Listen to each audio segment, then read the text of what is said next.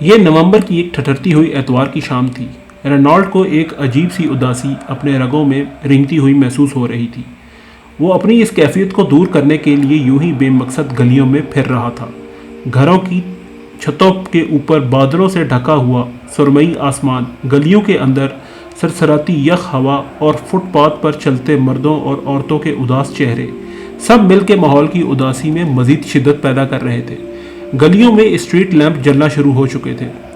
اس نے اس بے مقصد دن کی سردی کو اپنی روح میں اترتے ہوئے محسوس کیا۔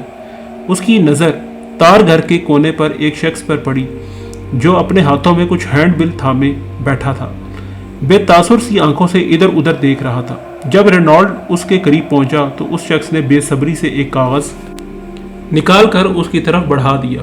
اس لہو جما دینے والی سردی میں رینالڈ ایک لمحے کے لیے بھی اپنے گرم ہاتھ جیبوں سے باہر نکالنے کو تیار نہ تھا، اس لیے وہ اس کو نظر انداز کرتا ہوا آگے بڑھنے لگا۔ معاف کیجیے گا جناب، وہ اس کے پیچھے لپکتا ہوا بولا۔ کیا آپ نہیں دیکھیں گے کہ اس اشتہار میں کیا لکھا ہے؟ جو بھی لکھا ہے، لیکن مجھے نہیں چاہیے۔ مجھے یقین ہے کہ اس اشتہار میں وہی کچھ لکھا ہے جس کو آپ کی ضرورت ہے۔ وہ آدمی اس کا پیچھا چھوڑنے کو بالکل بھی تیار نہ تھا۔ رینالڈ نے ایک دم حیرت سے اس آدمی کی طرف دیکھا۔ اس کے کپڑے پھٹے ہوئے تھے اور جسم کے نظر آنے والے حصے سردی کی وجہ سے نیلے پڑ رہے تھے۔ اس کی آنکھوں میں ایک عجیب سی امید بھری چمک تھی اور لہجے سے وہ پڑھا لکھا معلوم ہوتا تھا۔ وہ کہنے لگا، پتہ نہیں تم کیا چاہتے ہو، لیکن تمہاری خوشی کے لیے میں یہ کاغذ لے لیتا ہوں۔ اگر تم ہر شخص کو یہ اشتہار دینے کے لیے اسی طرح اس کے پیچھے بھاگو گے اور بحث کرو گے تو تمہیں اپنا کام مکمل کرنے میں ضرورت سے زیادہ وقت لگ جائے گا۔ یہ اشتہار ہر شخص کے لیے نہیں ہے، میں انہی لوگوں کو پیش کرتا ہوں جنہیں اس کی ضرورت ہوتی ہے۔ یہ کہتے ہوئے اس آدمی نے ایک دم ہینڈ بل نکالا اور اسے طے کرتے ہوئے رینالڈ کی طرف بڑھا دیا۔ جو ہی رینالڈ نے کاغذ پکڑا، وہ شخص تیز تیز قدموں سے ایک طرف غائب ہو گیا۔ رینالڈ نے حیرت سے اس کی طرف دیکھا اور پھر کاغذ کی تہیں کھول دی۔ اسے پڑھنے کی کوشش کرنے لگا۔ کاغذ پر ایک عبارت لکھی تھی جسے پڑھتے ہی اس کی رگوں میں خوف کی ایک تیز لہر دوڑتی ہوئی محسوس ہونے لگی۔ اس پر لکھا تھا، ایک تابوت آپ کا انتظار کر رہا ہے، آپ کو جلد ہی اس کی ضرورت ہوگی۔ 606 گیرزن روڈ پر آپ کے آرڈر کو پوری احتیاط اور ذمہ داری کے ساتھ پورا کیا جائے گا۔ رابطہ کریں اور ہمیں خدمت کا موقع دیں۔ رینالڈ کو اپنے ارد گرد خوف سرسراتا محسوس ہونے لگا۔ اس نے فوراً نظر اٹھا کر اس آدمی کو ڈھونڈنے کی کوشش کی، مگر نہ جانے کہاں غائب ہو چکا تھا۔ سرد ہوا مزید بوجھل ہوتی جا رہی تھی۔ گلیوں میں اندھیرا دبے پاؤں اترتا چلا جا رہا تھا اور لیمپ جلنے لگے تھے۔ رینالڈ نے کاغذ کو دوبارہ تہہ کیا اور اپنی جیب میں رکھتے ہوئے گھر کی طرف مڑ گیا۔ وہ سوچ رہا تھا کہ اشتہار تقسیم کرنے والا شاید کوئی پاگل شخص تھا۔ اس کی آنکھوں کی عجیب چمک اسے بار بار خوفزدہ کر رہی تھی۔ رینالڈ کے ذہن میں وہ اشتہار محو نہ ہو سکا۔ بار بار اس پر لکھی وہ بے تکی عبارت اسے یاد آتی تو وہ تھوڑا سا بے چین اور پریشان ہو جاتا۔ یوں گلیوں میں اس طرح کے احمقانہ اشتہار تقسیم کر کے کوئی تاجر کیسے کاروبار کر سکتا ہے؟ شاید یہ کسی کا مذاق تھا، ایک بے ہودہ مذاق۔ اسے وہ شخص یاد آ رہا تھا جو یہ اشتہار تقسیم کرتا پھر رہا تھا۔ اس کا انداز مذاق کرنے والا نہیں تھا۔ اس کی چمکیلی آنکھوں میں ایک گہرائی تھی۔ آپ کو جلد ہی ایک تابوت کی ضرورت ہوگی۔ یہ الفاظ بار بار رینالڈ کے دماغ پر ہتھوڑے کی مانند ضرب لگا رہے تھے۔ اگر اس کے کوئی رشتہ دار ہوتے تو وہ کچھ سوچ بھی سکتا تھا، لیکن وہ تو اس ساری دنیا میں بالکل تنہا تھا۔ تو کیا یہ تابوت اس کے لیے تھا؟ اوہ لعنت ہو اس اشتہار پر! اپنے فلیٹ کا دروازہ کھولتے ہوئے اس نے سوچا، اس کے بارے میں فکر کرنے کی ضرورت نہیں ہے مجھے کسی دیوانے تاجر کی خواہش کو اپنے اعصاب پر سوار نہیں ہونے دینا چاہیے۔ میرے پاس دفن کرنے کے لیے کوئی بھی نہیں ہے۔ اس کے باوجود یہ بات اس کے ذہن میں اتر نہ سکی۔ رات 10 بجے جب اس کا پڑوسی ڈاکٹر اسے ملنے آیا تو رینالڈ نے یہ عجیب سا اشتہار اس کے سامنے رکھ دیا۔ ڈاکٹر نے اس پر ایک گہری نظر ڈالی اور پھر پوری توجہ سے ساری عبارت پڑھنے لگا۔ کچھ دیر اس پر غور کرتا رہا، پھر کہنے لگا، پریشان ہونے کی ضرورت نہیں، یہ صرف ذہنی طور پر بیمار لوگوں کو ڈرانے اور خوفزدہ کرنے کا ایک طریقہ ہے۔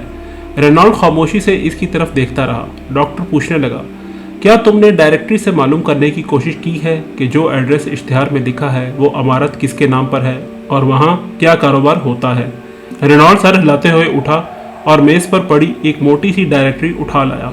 دونوں نے مل کر 606 گیرزن روڈ تلاش کیا۔ وہاں درج تھا ہارڈننگ جے کفن فروش۔ یہاں تو کچھ زیادہ معلومات درج نہیں ہے، ڈاکٹر بڑبڑایا۔ ताबूतों का सौदागर थोड़ा सा गैर मामूली है ना? रेनॉल्ड ने सवाल किया। मुझे लगता है कि वो तिजारत के लिए होल सेल ताबूत तैयार करता है। फिर भी ये इश्तिहार सरासर बेवकूफ़ी का एक टुकड़ा है। इससे इस तरह तकसीम नहीं करना चाहिए था, डॉक्टर ने जवाब दिया। मैं कल खुद इस पते पर जाकर इसे देखूंगा, रेनॉल्ड ने दो टोक अंदाज में कहा। ठीक है, इसने तुम्हें एक दावतनामा भेजा है तो ज़रूर जाना चाहिए, डॉक्टर ने मुस्कुराते हुए कहा।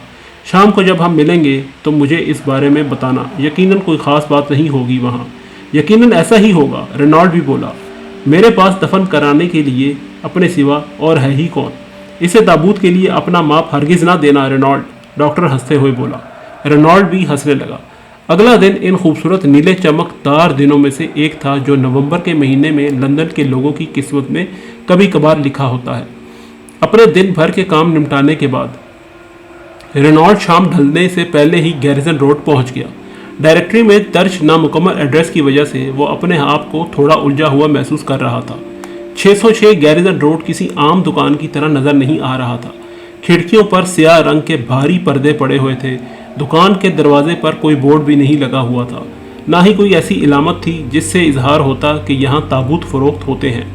किसी अजनबी के लिए अंदाज़ा लगाना कतई नामुमकिन था कि यहाँ किस चीज़ की तिजारत होती है। इस कारोबार का मालिक कौन है? रेनॉल्ड का जहन मजीद उलझ गया। जब वो दुकान का दरवाज़ा खोलते हुए अंदर दाखिल हुआ तो एक इतलाई घंटी शोर मचाने लगी। दुकान के अंदर एक चौड़ा काउंटर पड़ा हुआ था जिसके दूसरी तरफ किसी गैस बर्नर के जलने की आवाज़ सुनाई दे रही थी। उसके अलावा दुकान में कोई फर्नीचर नहीं था और ना ही कोई तिजारत का सामान। हाँ, एक कोने में दीवार से टेक लगाए हुए लकड़ी के चंद तख्ते ज़रूर नज़र आ रहे थे। रेनॉल्ड ने 1-2 मिनट इंतज़ार किया मगर जब कोई इंसान दुकान के अंदर नज़र न आया तो उसने अपने पाँव से फर्श को बजाना शुरू कर दिया।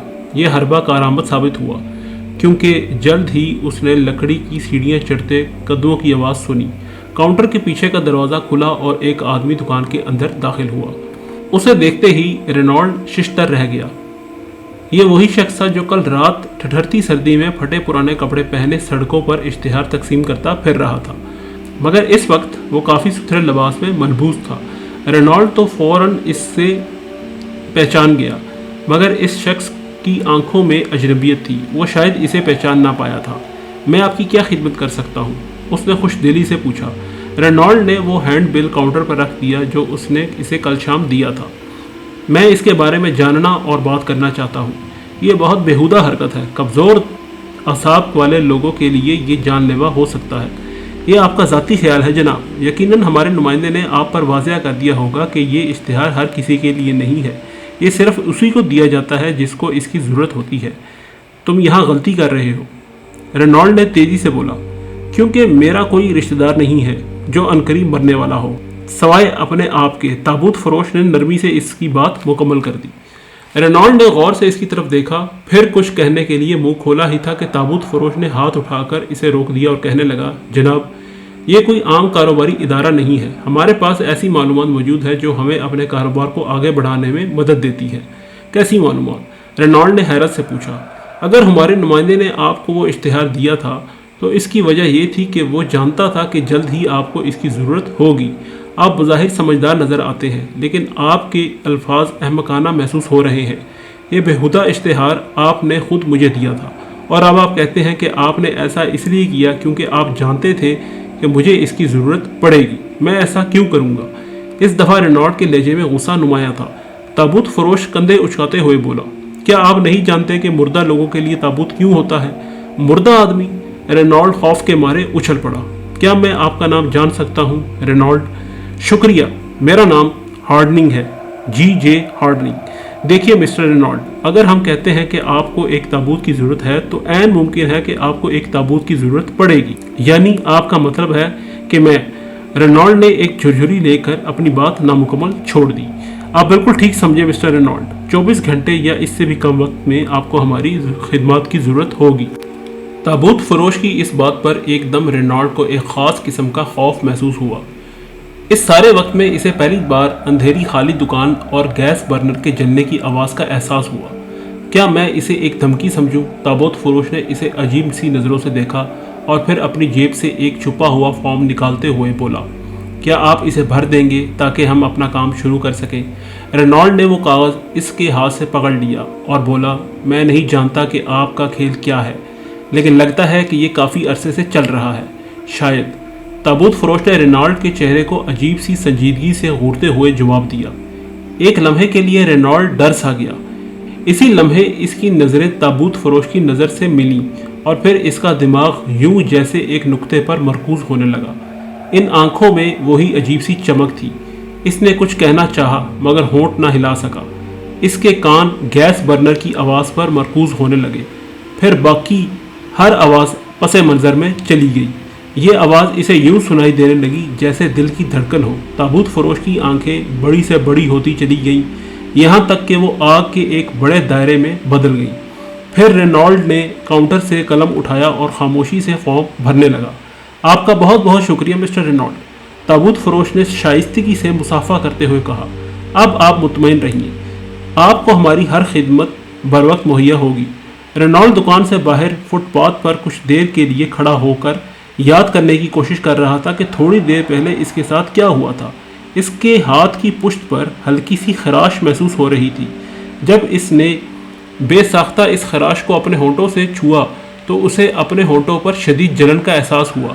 گیریزن روڈ پر جلتے لیمپ اسے لہراتے اور گھومتے ہوئے محسوس ہو رہے تھے، قدم بھی لڑکھڑا رہے تھے۔ گھر پہنچنے کے لیے اس نے ٹیکسی کو ضروری سمجھا۔ گھر پہنچنے تک اس کا سر پوری طرح گھومتا محسوس ہو رہا تھا۔ رات کے تقریباً 10 بج چکے تھے جب اس کا پڑوسی ڈاکٹر اپنے وعدے اور معمول کے مطابق اس کو ملنے کے لیے آیا۔ وہ رینالڈ کے فلیٹ پر پہنچا تو اسے بیرونی دروازہ کھلا ہوا ملا۔ یہ کوئی غیر معمولی سی بات نہیں تھی۔ عموماً رینالڈ اس کے انتظار میں دروازے کو کھلا چھوڑ دیا کرتا تھا۔ اندر داخل ہو کر ڈاکٹر نے چھوٹے سے ہال میں بلب جلا دیا اور حسب عادت اپنے پیچھے دروازہ بند کر دیا۔ سارے گھر میں ایک عجیب سی خاموشی چھائی ہوئی تھی۔ اس نے دھیرے سے رینالڈ کو پکارا۔ جب کوئی جواب نہ ملا تو ڈرائنگ روم کا دروازہ دھکیل کر کھول دیا۔ دروازہ پوری طرح سے کھل گیا۔ سامنے ہی رینالڈ ایک کرسی پر بیٹھا ہوا نظر آیا، یوں لگا جیسے وہ سو رہا ہو۔ اس کا چہرہ اس کے سینے پر جھکا ہوا تھا۔ ڈاکٹر نے ایک بار پھر اسے پکارا۔ اس بار بھی رینالڈ نے کوئی جواب نہ دیا۔ ڈاکٹر بدحواسی کے عالم میں تیزی سے اس کی طرف لپکا اور اسے کندھے سے پکڑ کر جھنجھوڑ دیا۔ رینالڈ کا جسم ایک طرف لٹک گیا۔ ڈاکٹر نے چہرہ اوپر اٹھایا تو رینالڈ کی کھلی بے نور آنکھیں نظر آئیں۔ اس کے ہونٹ یوں پھٹے ہوئے تھے جیسے بری طرح جل گئے ہوں۔ ڈاکٹر نے فوراً نبض پر ہاتھ رکھا، وہاں بھی اسے کچھ نہ ملا۔ اسی وقت رینالڈ کے لٹکے ہوئے ہاتھ کی بند مٹھی سے ایک کاغذ پھسل کر نیچے جا گرا۔ ڈاکٹر نے فوراً اس کو اٹھا کر دیکھا تو یہ اسی کفن فروش کی دکان کا اشتہار تھا جس کا فارم آج شام ہی رینالڈ نے پر کیا تھا۔